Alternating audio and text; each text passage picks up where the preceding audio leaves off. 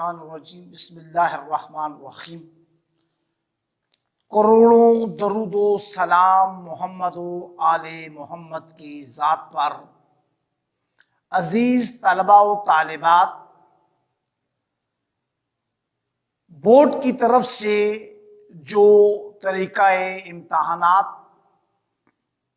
ہیں ان میں اردو کے سوال نامے کے اندر جو آخری سوال شامل ہوتا ہے وہ مضمون سے متعلق ہوتا ہے۔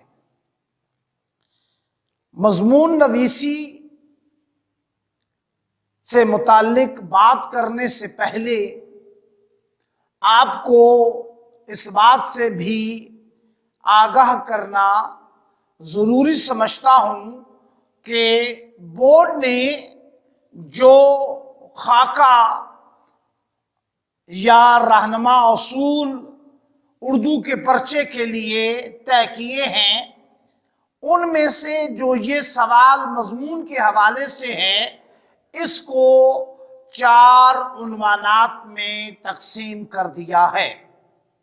پہلا عنوان ذاتی موضوع کے حوالے سے، دوسرا قومی حوالے سے، تیسرا بین الاقوامی حوالے سے، اور چوتھا عنوان جو ہے وہ آپ کے پرچے میں شامل سائنسی موضوع کے حوالے سے شامل ہوگا۔ ان 4 عنوانات میں سے انشاءاللہ آج ہم پہلے 2 عنوانات یعنی ذاتی اور قومی عنوانات کے حوالے سے بات کریں گے۔ مضمون لکھتے وقت چند ایک باتوں کا خاص خیال رکھنا ضروری ہوتا ہے۔ مضمون لغوی معنوں میں کسی بھی تحریر یا انشائیہ یا کسی بھی عنوان پر لکھی ہوئی تحریر کو کہا جاتا ہے۔ انگریزی میں اس کے لیے لفظ ایسے استعمال ہوتا ہے۔ یہ لفظ انگریزی میں فرانسیسی زبان سے آیا۔ مضمون اظہار خیال کا، اپنے جذبات و احساسات کے اظہار کا براہ راست اور بہترین ذریعہ ہے۔ مضمون لکھتے وقت ہمیں درجہ ذیل باتوں کا خاص دھیان اور خیال رکھنے کی ضرورت ہے۔ نمبر 1، عزیز طلباء و طالبات، مضمون کو پیراگراف کی صورت میں لکھا جائے۔ نمبر 2، مضمون میں آپ 5 سے 6 حوالہ جات کم از کم شامل کریں، مگر اس بات کا خاص خیال رہے کہ مضمون کا آغاز جو ہے وہ حوالہ سے نہ ہو۔ نمبر 3، مضمون میں زبان و بیان کا خیال رکھا جائے اور اس بات کا خاص خیال رکھا جائے کہ الفاظ و خیال کی تکرار نہ ہو۔ نمبر 4، مضمون کو سرخیوں کی صورت میں، ہیڈنگز کی صورت میں ہرگز نہ لکھیے۔ اور نمبر 5، مضمون میں املا کا خاص خیال رکھا جائے۔ یقیناً آپ ان باتوں کے نتیجے میں اپنے مضمون کو لکھنے کے حوالے سے بہت سی اہم باتوں اور اہم نکات سے آگاہ ہو گئے ہوں گے۔ جیسا کہ میں نے عزیز طلباء و طالبات اس لیکچر کے آغاز میں ہی آپ سے گزارش کی تھی کہ بورڈ کے طریقہ امتحان میں اس سوال کو 4 عنوانات میں تقسیم کر دیا گیا ہے۔ یعنی یہ سوال آپ کے پاس جب آئے گا تو اس کے 4 عنوانات ہوں گے۔ جن میں ذاتی، قومی، بین الاقوامی اور سائنسی عنوانات کے تحت آپ کو مضمون لکھنے کے لیے عنوان دیا جائے گا۔ آج ہم انشاءاللہ پہلے دو جو عنوانات ہیں، یعنی ذاتی نوعیت اور پھر قومی نوعیت کے حوالے سے ایک ایک مضمون کا خاکہ اس کا بیان کیا جائے گا، اس کا جائزہ لیں گے۔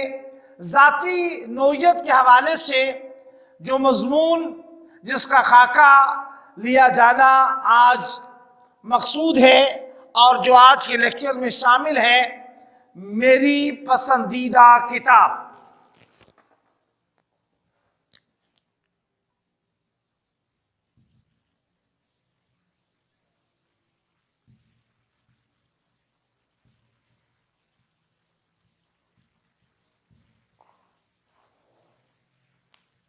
آج کا عنوان ہے عزیز طلباء و طالبات، میری پسندیدہ کتاب۔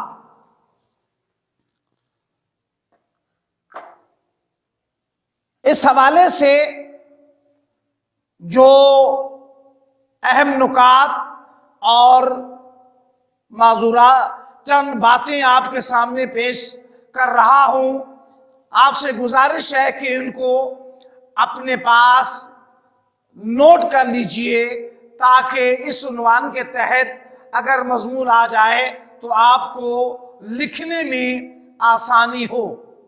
میری پسندیدہ کتاب میں آج جو میں بات کرنے جا رہا ہوں وہ ہے میری پسندیدہ کتاب قرآن مجید۔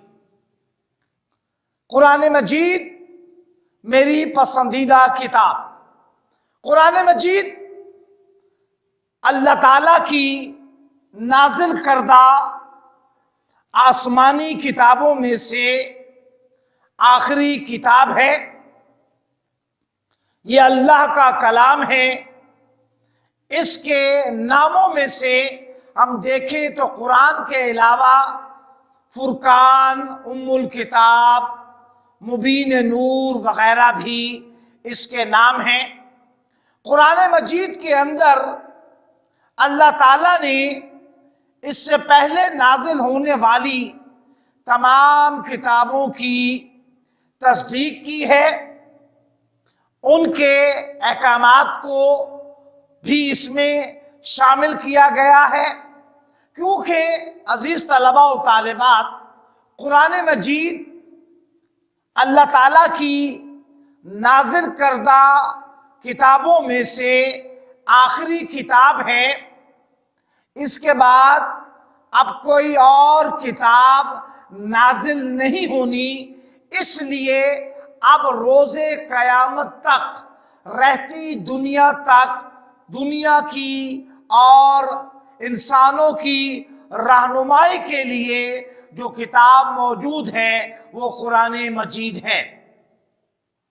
قرآن مجید کے اندر جن و انس کے لیے بشارت ہے۔ قرآن مجید کے اندر مثالوں کے ذریعے سے وضاحت کی گئی، اس کا بیان کیا گیا ہے۔ قرآن مجید کی کوئی مثل نہیں لا سکتا۔ خود قرآن مجید نے دنیا کو اس حوالے سے چیلنج کیا کہ اگر تم سمجھتے ہو کہ قرآن مجید کسی انسان کا کلام ہے تو تم اس کے مقابلے میں کوئی ایک سورہ ہی لے آؤ، یقیناً تم ایسا نہیں کر سکتے۔ قرآن مجید کا اگر ہم مطالعہ کریں اور زندگی کے تمام پہلوؤں کے حوالے سے اس سے رہنمائی چاہیں تو قرآن مجید کے اندر زندگی کے ہر ایک پہلو کے حوالے سے رہنمائی اور روشنی موجود ہے۔ قرآن مجید سماجی، معاشی، اخلاقی، روحانی، سیاسی، تمدنی، غرض زندگی کے ہر ایک پہلو کے لیے ضابطۂ حیات ہے۔ قرآن مجید جو رب کائنات کا نازل کردہ کلام ہے، رب کائنات نے سورہ ہجر کی آیت نمبر 9 میں اس کی حفاظت کے حوالے سے بڑا واضح ارشاد فرما دیا۔ قرآن مجید کی اس سورہ ہجر کی آیت نمبر 9 میں اللہ تعالیٰ نے ارشاد فرمایا، اور ہم نے ہی اس ذکر کو نازل کیا اور ہم ہی اس کی حفاظت کرنے والے ہیں۔ قرآن مجید کی تلاوت انسان کے لیے باعث سکون اور روحانی غذا ہے۔ حدیث مبارکہ کے اندر اس حوالے سے آیا ہے کہ جس نے قرآن کا ایک لفظ پڑھا اس کو 10 نیکیوں کا ثواب ملے گا۔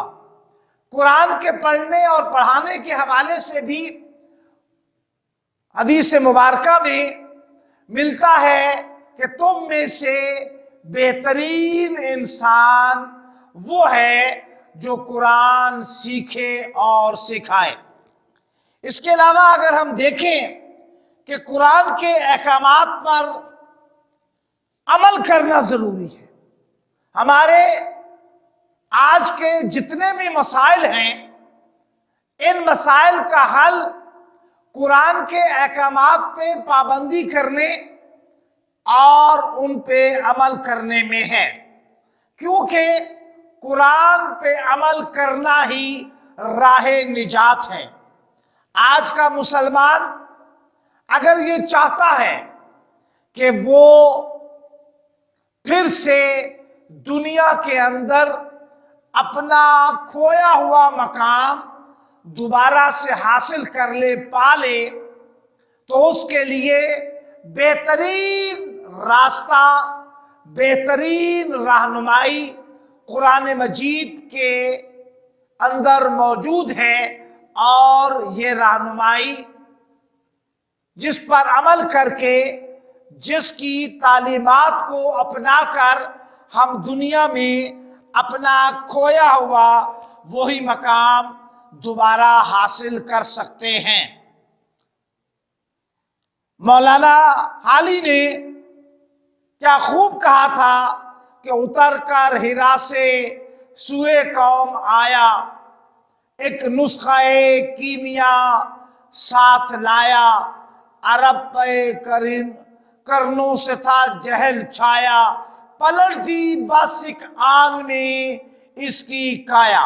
قرآن مجید نے عرب کے اس جاہل معاشرے کو جو کہ مختلف برائیوں میں مبتلا تھا، اس کی ایسی تربیت کی، ایسی دنیا بدلی کہ اس پر یعنی قرآن مجید پر عمل کر کے اہل عرب دنیا کے رہبر و رہنما بنے۔ آج کا مسلمان اگر یہ چاہتا ہے کہ وہ اس پر عمل کر کے اپنے دین اور دنیا یعنی دونوں حوالوں سے اپنے آپ کو سرخرو کرنا چاہتا ہے، تو پھر اسے اس پر عمل کرنا ہوگا۔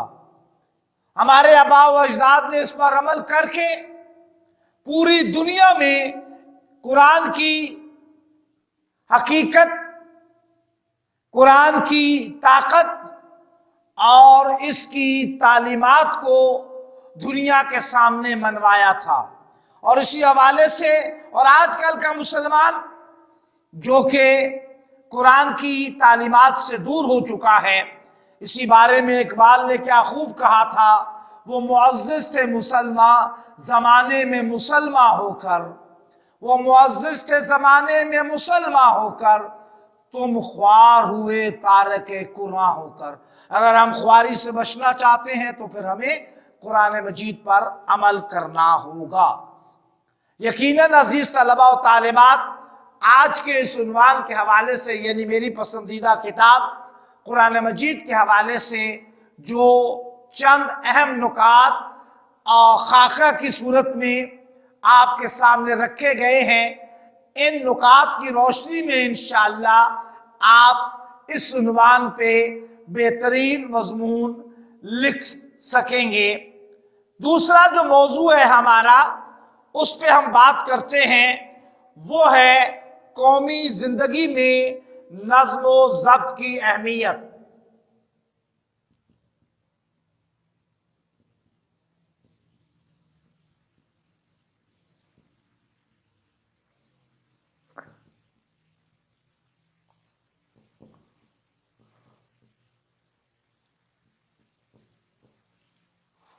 عزیز طلباء و طالبات، یاد رکھیے، کوئی بھی کام سلیقے، طریقے اور ترتیب کے بغیر کیا جائے تو وہ کبھی بھی فائدہ مند نہیں ہوا کرتا۔ اگر ہم یہ چاہتے ہیں کہ جو کام ہم سر انجام دے رہے ہیں تو اس کے لیے ہمیں سلیقے، ترتیب اور نظم و ضبط کو مد نظر رکھنا ہوگا۔ اگر ہم نظم و ضبط کے حوالے سے قرآن مجید کی تعلیمات کو دیکھیں اور کائنات پہ غور کریں تو یہ بات ہمارے سامنے واضح ہوتی ہے کہ کائنات کا ایک ایک نظام نظم و ضبط کا پابند ہے۔ اگر ہم دیکھیں تو سورج اپنے مقررہ وقت پر ہی اپنی مقرر کردہ سمت سے ہی طلوع ہوتا ہے اور اپنی مقررہ کردہ جگہ پہ ہی جا کر غروب ہوتا ہے۔ اسی طریقے سے اگر ہم انسانی نظام جو مختلف حصوں میں تقسیم ہے اس کا جائزہ لیں، مثلاً کون کون سے حصے؟ سانس لینے کا عمل، خون کی روانی کا عمل، جگر کا کام، معدے کا کام وغیرہ وغیرہ، ان پر اگر ہم غور کریں تو یہ بھی نظم و ضبط کی بہترین مثال ہے۔ دل کا کام خون کی روانی کو قائم رکھنا ہے تو وہ وہی کام سر انجام دے رہا ہے۔ ایسا نہیں ہو سکتا کہ اس نے کبھی یہ کہہ دیا ہو کہ میں کافی عرصے سے خون کے حوالے سے اپنی سرگرمیاں سر انجام دے رہا ہوں، آج میرا دل چاہتا ہے کہ آج میں یہ چاہتا ہوں کہ میں ذرا غذا کے ہضم ہونے کے عمل میں اپنا کردار ادا کروں۔ یہ نہیں ہو سکتا۔ اسی لیے میں نے آپ کے سامنے یہ نقطہ رکھا کہ انسان اگر اپنے نظام جسمانیہ پر غور کر لے تو نظم و ضبط کی بہترین مثال اس کے سامنے آتی ہے۔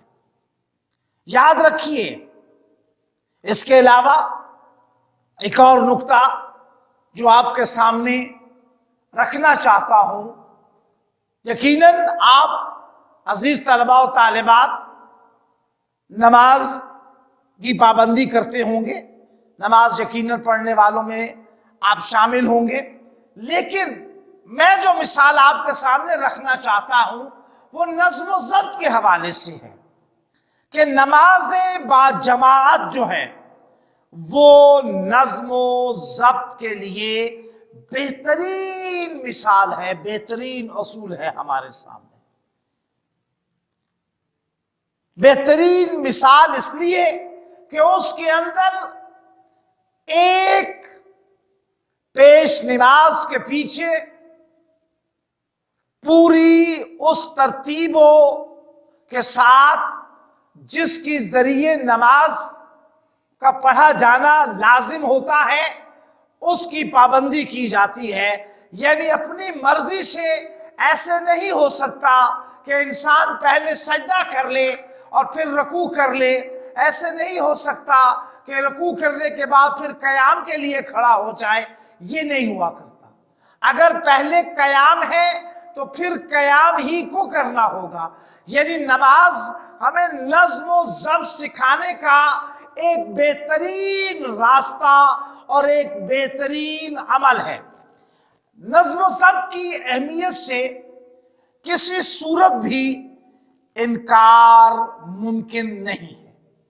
اور یاد رکھیے عزیز طلباء و طالبات، نظم و ضبط کی اہمیت کسی بھی زمانے میں کسی بھی وقت کم نہیں ہوئی، اور اس کی اہمیت ہر دور میں مسلم یعنی مانی ہوئی ہے. اگر ہم اپنی زندگیوں میں نظم و ضبط لے آئیں تو ہم بہت سے مسائل سے نجات حاصل کر سکتے ہیں. اگر ہم بابا قوم حضرت قائد اعظم علیہ رحمہ کی زندگی کا مطالعہ کریں تو ان کی زندگی نظم و ضبط کا بہترین نمونہ تھی، اور انہوں نے ملت پاکستان کو نظم و ضبط کے حوالے سے ایک رہنما اصول دیا تھا. کیا تھا وہ اصول؟ ایمان، اتحاد اور یقین محکم. اس اصول پر عمل پیرا ہو کر ہم یقیناً پاکستان کو دنیا کی بہترین قوم بنا سکتے ہیں. اگر ہم جائزہ لیں اس معاشرے کا تو اس معاشرے کے اندر ہمیں جا بجا جگہ جگہ بد نظمی اور لاقانونیت کی مثالیں دکھائی دیتی ہیں. کیوں کہ لاقانونیت اور بد نظمی ہمارا قومی مزاج بن چکا ہے. ہر انسان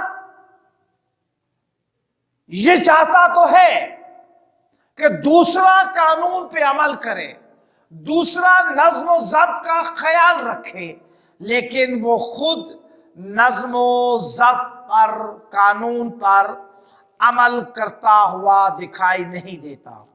یہی وجہ ہے کہ ہمیں ہر جگہ بد نظمی کے مظاہرے عام ملتے ہیں. فوجی زندگی، یقیناً فوج اس ملک کا ایک اہم ادارہ اور اس ملک کی آزاد فضاؤں کا محافظ ادارہ ہے. اگر ہم ایک فوجی کی زندگی کا مطالعہ کریں، اس کا جائزہ لیں، تو یہ بات بھی ہمارے سامنے روز روشن کی طرح واضح ہوتی ہے کہ فوجی کی زندگی نظم و ضبط کا بہترین مظہر ہے. نظم و ضبط انسان کی زندگی کو گزارنے کے لیے ایسے رہنما اصول مہیا کرتا ہے کہ جس پر عمل پیرا ہو کر انسان اپنی زندگی میں بہت سی تبدیلیوں کے ساتھ ساتھ کامیابیوں کو بھی سمیٹ سکتا ہے. آج اگر ہم دیکھیں تو نظم و ضبط کے وہ اصول جو اسلام نے ہمیں دیے تھے، ان پر آج غیر مسلم عمل پیرا ہو کر دنیا میں نمایاں اور اہم ہوتے چلے جا رہے ہیں۔ یعنی وہ اصول جو اسلام نے ہمیں سکھائے، ہمیں بتائے، ہم نے ان کو چھوڑ دیا اور غیروں نے انہیں اپنا لیا۔ مسلمان اگر یہ چاہتا ہے کہ وہ دنیا میں پھر سے اپنا کھویا ہوا مقام و وقار واپس پالے تو اسے دیگر باتوں اور رسولوں کے ساتھ ساتھ نظم و ضبط کے اصول کو بھی اپنانا ہوگا۔ اسی اصول کو اپنا کر ہی وہ اپنا کھویا ہوا وقار، اپنی کھوئی ہوئی عزت و مقام کو واپس لا سکتا ہے۔ عزیز طلباء و طالبات، آج جن دو عنوانات یعنی ذاتی اور قومی حوالوں سے دو عنوانات کے خاکے آپ کے سامنے رکھے گئے، یقیناً آپ کو ان خاکوں کے ذریعے سے ان عنوانات کے حوالے سے مضمون لکھنے میں کافی مدد اور رہنمائی ملی ہوگی۔ آپ کو ایک ہوم اسائنمنٹ دی جاتی ہے کہ آپ ذاتی حوالے سے ایک مضمون میرا پسندیدہ افسانہ نگار اس پہ مشق کیجئے، اور قومی حوالے سے جو آج کل کے دور میں ہمیں ایک مسئلے کا سامنا ہے، اس حوالے سے عنوان آپ کے سامنے رکھا جاتا ہے، اس پہ مضمون لکھیے کہ یعنی کون سا عنوان کہ ہمارے ملک میں توانائی کا جو بحران پایا جاتا ہے، توانائی کے بحران کے حوالے سے اس عنوان کے تحت آپ نے مضمون لکھنا ہے۔ یقیناً آپ کو جو رہنما اصول بتائے گئے ان کی روشنی میں آپ ان عنوانات پہ بآسانی مضمون لکھ پائیں گے۔ وما علینا الا البلاغ۔ السلام علیکم۔